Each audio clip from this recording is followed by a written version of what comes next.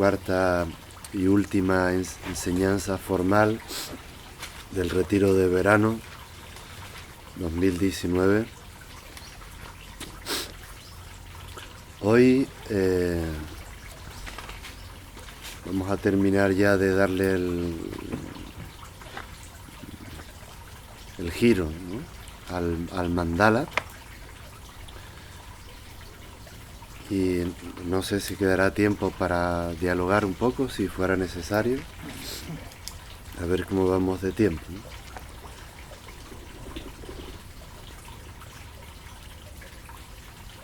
Hoy quiero acercarme al término verdad y conocimiento, ¿no? No tengo el mandala aquí, ¿es ese? ¿Sí? Vale. Entonces vamos con el apartado verdad.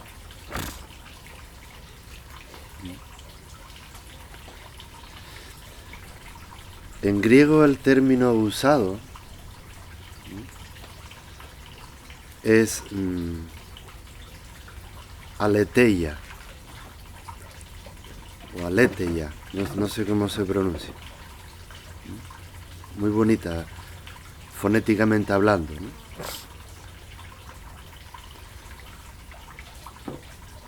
El significado etimológico del griego es sin velos o desvelada. Y para el hebreo clásico hay otro término que se llama emuná, que significa confianza, ¿no? Primariamente confianza o fidelidad. Ese es el origen etimológico de la palabra verdad.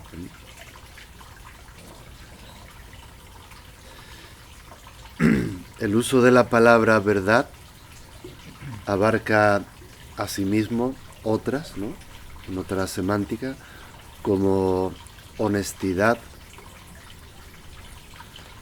sinceridad y buena fe. Así en general, ¿no? Son aspectos relacionados con la verdad en el ser humano. ¿Qué pasa con los seres humanos, no? Que si nos acercamos al concepto verdad, ¿no?, veremos que es expresada de diferentes formas o maneras por distintas doctrinas o corrientes de pensamiento, ¿no? Y las teorías sobre la verdad continúan siendo ampliamente debatidas, ¿no? Hay posiciones diferentes acerca de cuestiones como las que voy a preguntar ahora, ¿no? Por ejemplo, ¿qué es lo que constituye la verdad? ¿Con qué criterio podemos identificarla y definirla?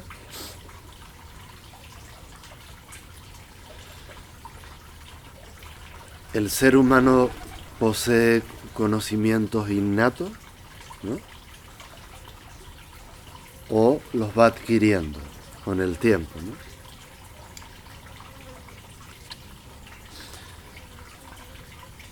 Existe la verdad de la revelación, ¿no?, como me ha venido en el retiro, los rishis se llamaban, ¿no?, los antiguos sabios del Vedanta, ¿no?,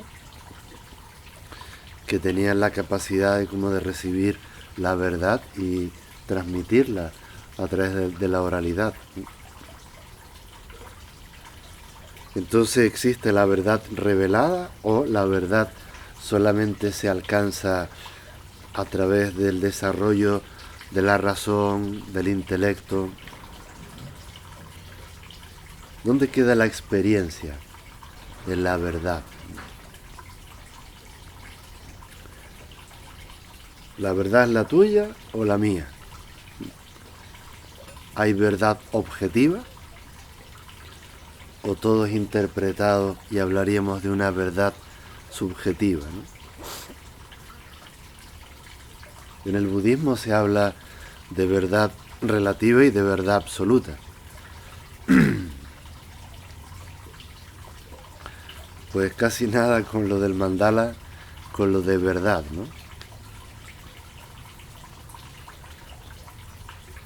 Porque nuestra base de práctica está fundamentada en las 4 nobles verdades. Por eso estoy tratando de acercarme a esto, ¿no?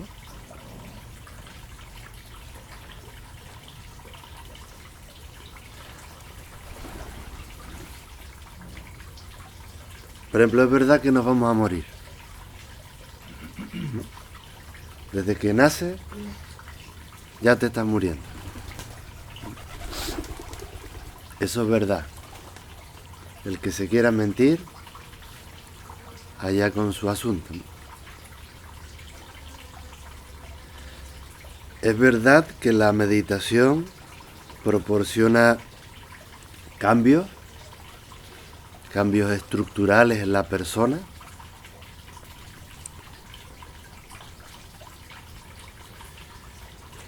pero la persona se miente cuando manipula la práctica según sus gustos y antipatías.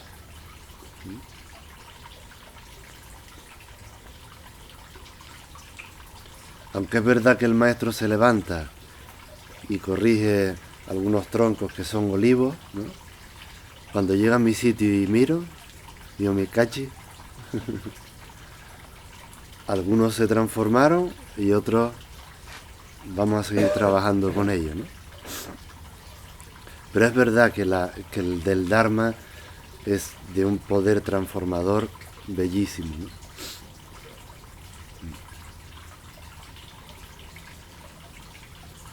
Deberíamos sacar fotos al principio y al final del retiro, ¿no? Para ver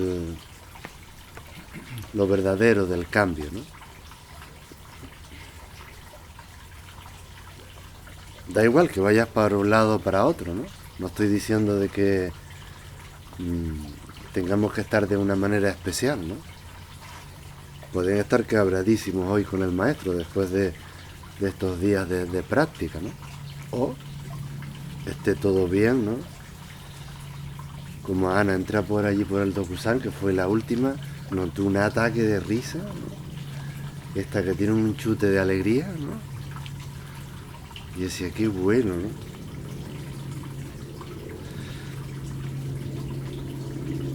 Hace un par de años,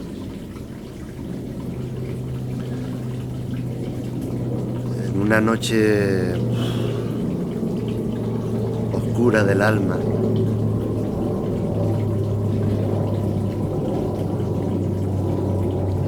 algunos estaban allí, de los presentes. El universo se abrió en esa noche y dijo que la verdad y el amor son los hilos que mueven el universo.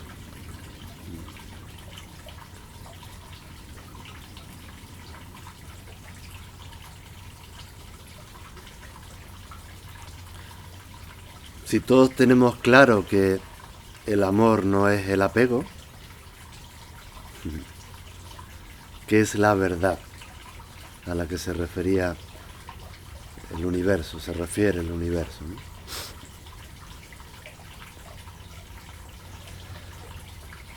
La verdad es lo cierto,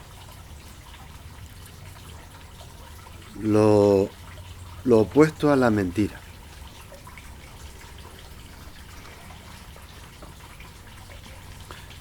Y esto nos lleva al corazón de nuestra práctica, ¿no? A esa flor tan bonita que la llamamos la prajna paramita, ¿no? La emergencia de la gran sabiduría paramita para poder llevar a otros hasta esa orilla del despertar, ¿no? Entonces, en ese sutra que cantamos, ¿no? Todos los días, por la mañana, por la noche, a veces en español, a veces en japonés, ¿no? la esencia del Sutra de la Gran Sabiduría apunta a que saber es tener certeza.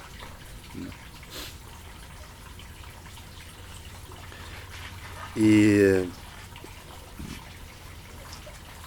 es un diálogo muy, muy hermoso, ¿no? Si se fijan, pongan la atención en el sutra. Es una enseñanza muy profunda, ¿no? Es un diálogo entre el discípulo más antiguo de Siddhartha, ¿no? De Sariputra, como el de los más sabios, ¿no? Y está dialogando con un arquetipo, ¿no? Una fuerza energética, ¿no? Que es el Bodhisattva Kanseon, ¿no? El del corazón. Es un diálogo entre ellos, ¿no? Y digamos que dialogan sobre la verdad de los fenómenos, ¿no? Sobre la comprensión de la naturaleza real de la existencia, ¿no? Y el sutra, entre otras cosas, acaba diciendo, es la verdad sin error. ¿Sí? ¿Recuerdan? Entonces, ¿a qué se refiere es la verdad sin error, ¿no?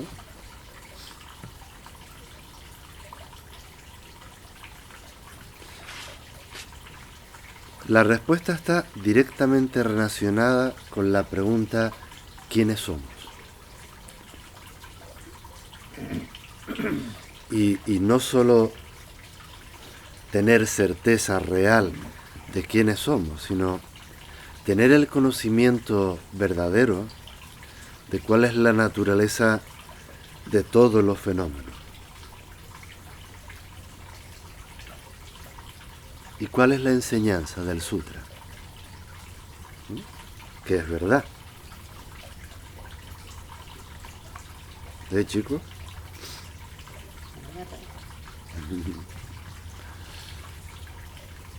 Sunyat, ¿no? Sunyata, ¿no? Ku. Es verdad que todos los fenómenos son o están vacíos.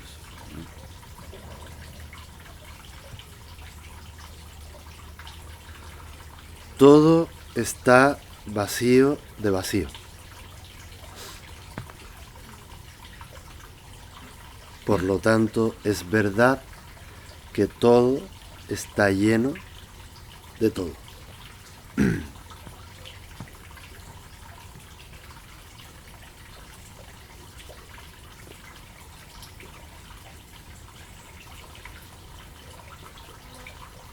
Esta expresión surge desde la experiencia, no desde la rumiación del pensamiento. Por eso hay un orden para mí en la enseñanza, ¿no? De este retiro, para poder acercarme ahora a la verdad y al conocimiento. Porque hoy, ¿no? Estamos más fundidos con el sonido del agua que cae, del aleteo de la paloma, del perro que ladra, ¿no? De la voz que va y viene, ¿no? Estamos más envueltos en la presencia. Y esto es verdad. Entonces, experimentar esto es la principal aspiración del practicante de una vía de conocimiento como esta y como otras. Ustedes tienen que ir para atrás otra vez con el mandala, ¿no? A la primera palabra, a la aspiración, ¿no?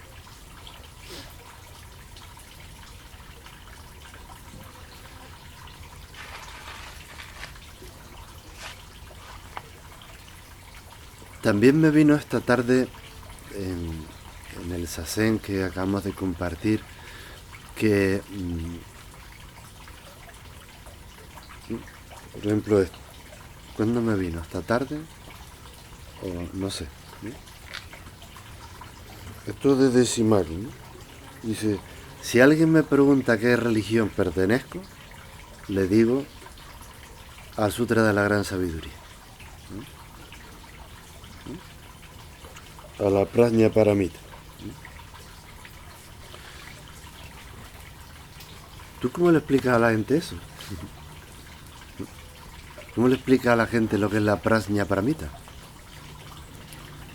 O el concepto religión, ¿no? ¿O qué diantres es eso del Zen? ¿No? ¿Ustedes qué hacen? Yo sé, el Zen es tan bonito que no puede ser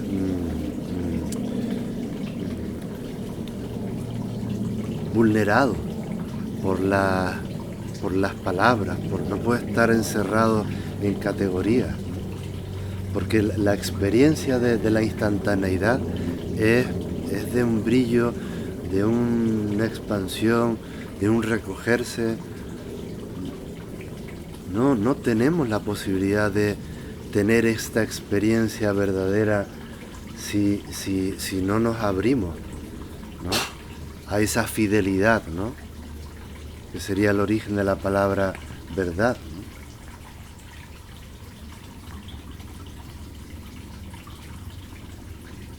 El Zen es un camino real, ¿no? Que trasciende las palabras.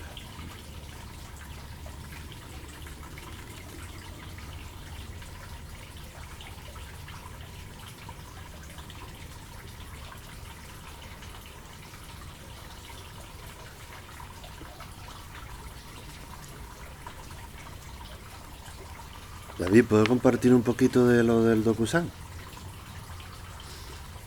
Porque las entrevistas son privadas, pero fue tan hermoso lo que me compartió hoy David, ¿no?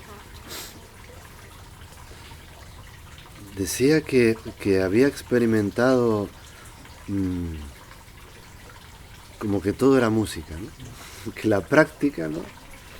Era música, algo así, me decías, ¿no? Y yo, ¿pero qué pasada, no? O sea, todo el universo es música, ¿no?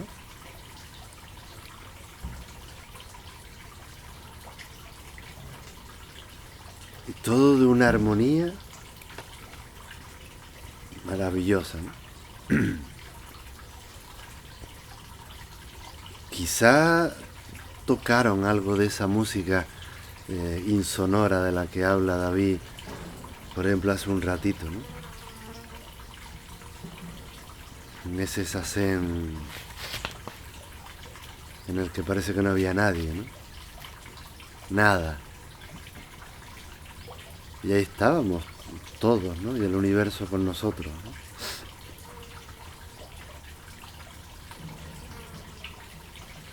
Cuando esa experiencia se da, ¿no? Cuando uno escucha esa música sin pretenderlo, el tiempo, ¿no? Da paso a la infinitud.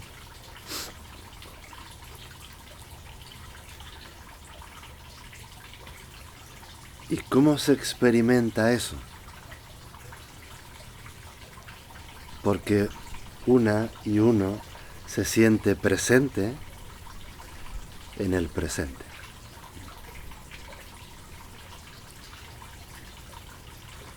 Quizá esta experiencia, que es verdadera, a ti no te surgió, ¿no?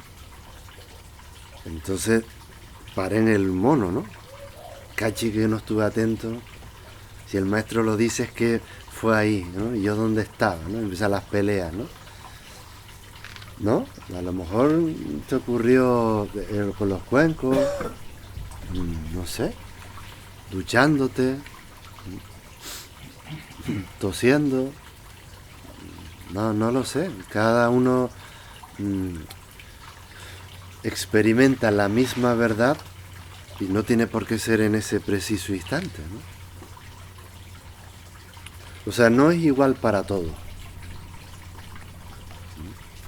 Pero la experiencia sí que es igual para todos.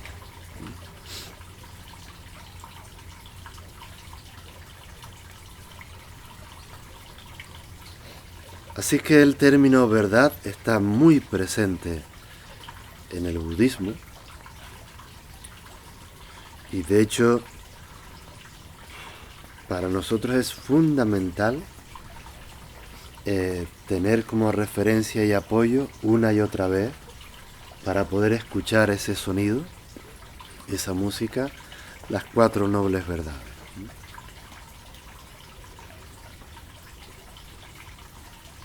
Insisto en que esto no es un dogma, esto no es un nuevo catecismo. Las cuatro nobles verdades son la expresión de la recta comprensión.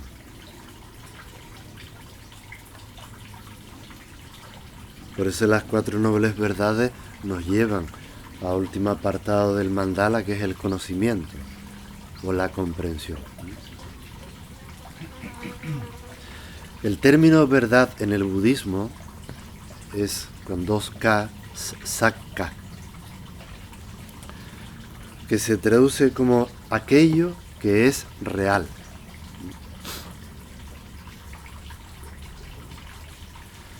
Eso no significa que a lo que apunta esta pedagogía,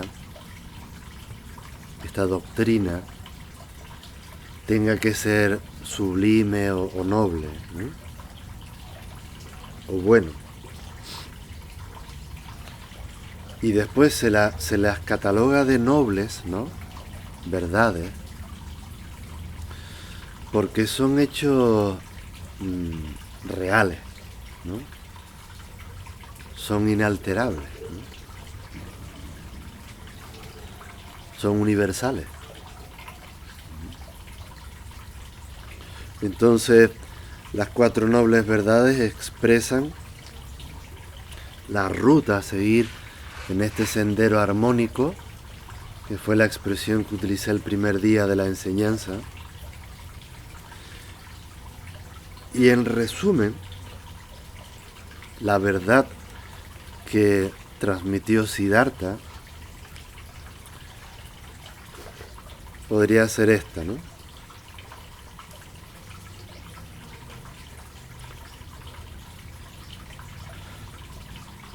Por lo general codiciamos y nos inclinamos a apegarnos a estados pasajeros y cosas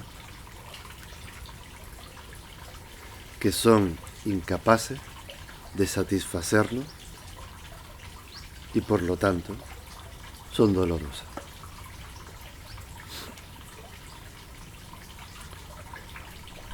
Esto no es una especulación, Ya digo que no es un dogma o una creencia, ¿no? Entonces, ¿en qué consiste la verdad de la que habla el budismo, ¿no?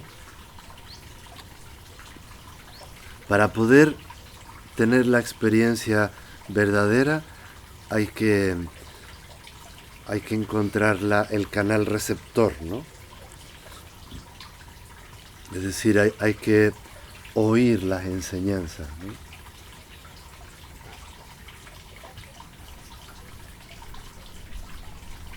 Y confiar en que la práctica te lleva a una comprensión de este anuncio universal, ¿no? Y cuando tengas la experiencia de que lo comprendes, hay que continuar practicando, ¿no? No hay otra manera de hacer. No hay otra manera de hacer. Y esta tradición lleva expresándose así hace milenios, ¿no?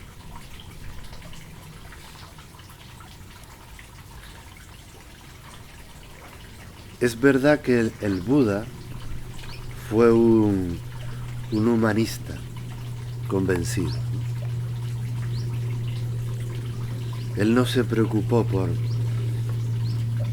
cuál es el origen del mundo,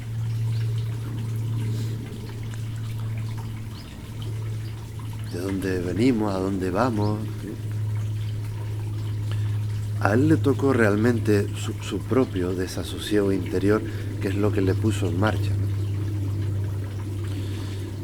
Y al encontrar la causa de ese sufrimiento, se comprometió, ¿no?, como bodhisattva, como el primer bodhisattva, a compartir esta verdad, ¿no?, durante el resto de sus días, ¿no?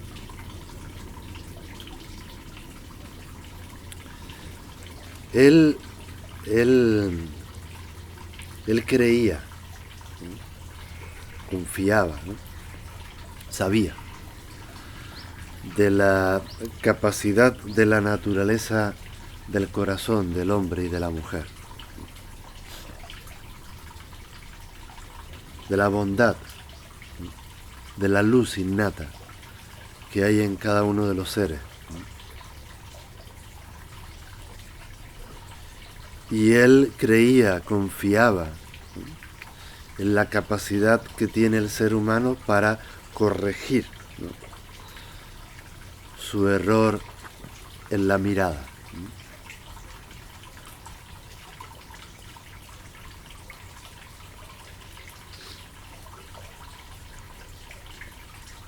Él confiaba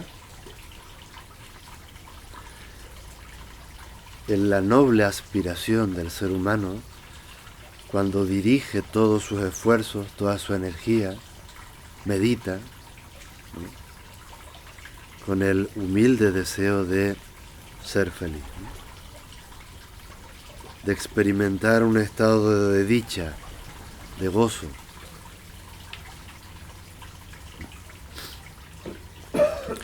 Entonces lo que el Buda nos propone es un camino de experiencia. Esta es la verdad en el budismo. Más que reflexionar sobre ella, aunque es importante entenderla, hay que practicarla, ¿no? Por eso también se dice que es más importante el cómo que el quién en este proceso de vuelta a casa.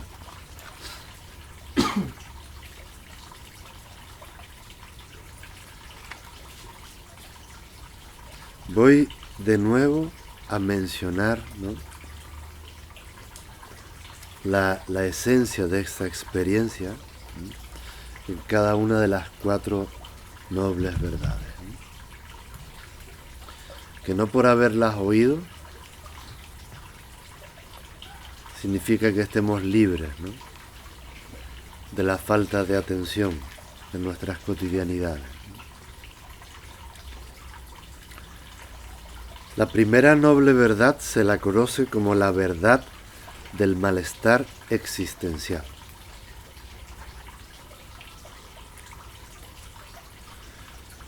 Partiendo de esta verdad,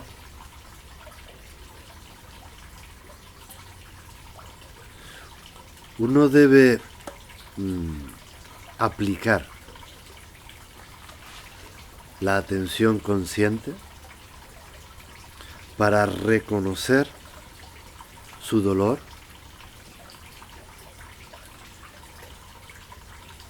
y desde ahí cómo se manifiesta el sufrimiento en todas sus formas, sensoriales, corporales, emocionales, psicológicas, mentales,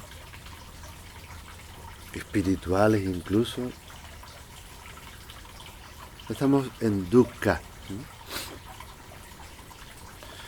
Entonces, el ejercicio de la atención consciente para nosotros, ¿no?, implica mantenerte en la conciencia clara del dolor y del sufrimiento en ti mismo y en todos los seres en sus distintas formas, ¿no? Ese es el primer paso. Es un axioma universal, ¿eh? A todos nos toca esta verdad. Vivir de espaldas es jugar al escondite y a vivir basado en la mentira. La segunda noble verdad habla de las causas del dolor y del sufrimiento.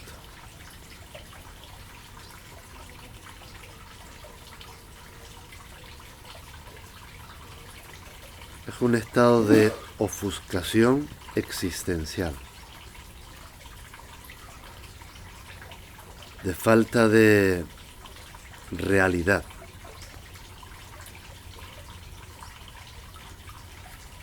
Está fuera de tono del ser humano. Así que la práctica de la atención consciente consistiría en mantenerse en una conciencia clara que reconoce las raíces de este malestar, indaga en ella, porque hay un trabajo que hacer,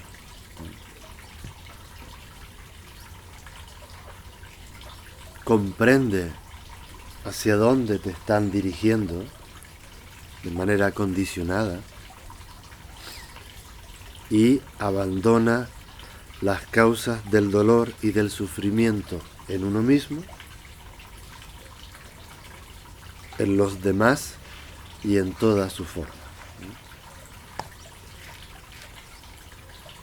Y ya sabemos que la raíz básica de este profundo desasosiego tiene que ver con la relación que tú mantienes con el apego o con cualquier tipo de identificación. El más gordo es tu autoimagen.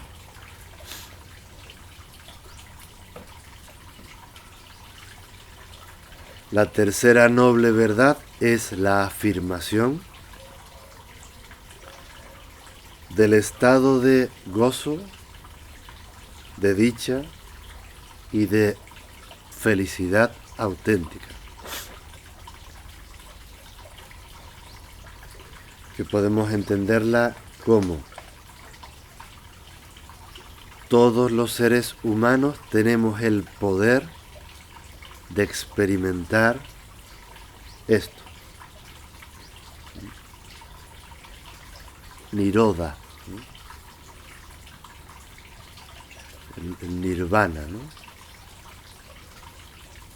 Sukha, en pali. La atención consciente en este caso, en la tercera, es la aplicación al darse cuenta de cuándo estamos experimentando este estado de gozo interno, no solo en uno mismo. Y es ahí donde irrumpe con fuerza, ¿no? Por ejemplo, para nosotros, la figura del bodhisattva, de la bodhisattva, en el camino del gran vehículo, llamado Mahayana, en la que el ideal, ¿no?, es que todos los seres sean felices, ¿no? Eso lo tenemos en el canto de los inconmensurables por la mañana, ¿no?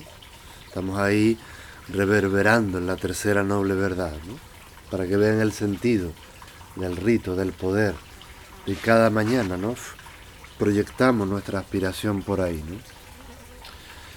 Que todos los seres gocen del amor incondicional, que todos los seres se liberen del sufrimiento y de sus causas. Aquí y ahora practico con ecuanimidad, ¿no?,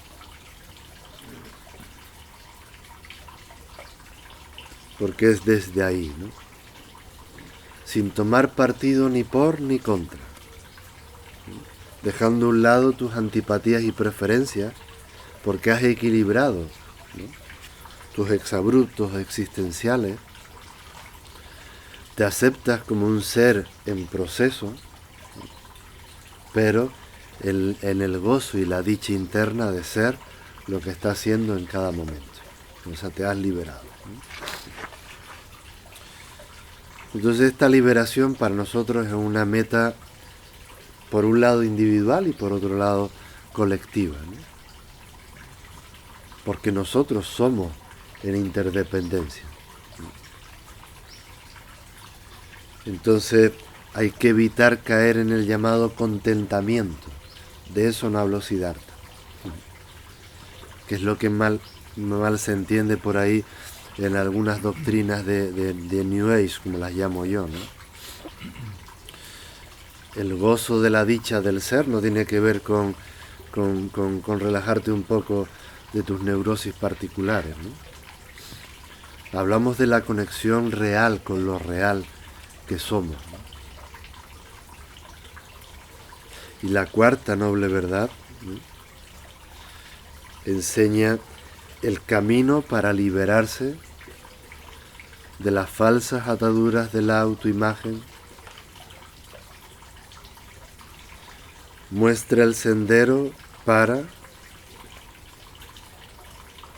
que nos ejercitemos en él, ¿no? La cuarta noble verdad en este sentido es la aplicación de la atención consciente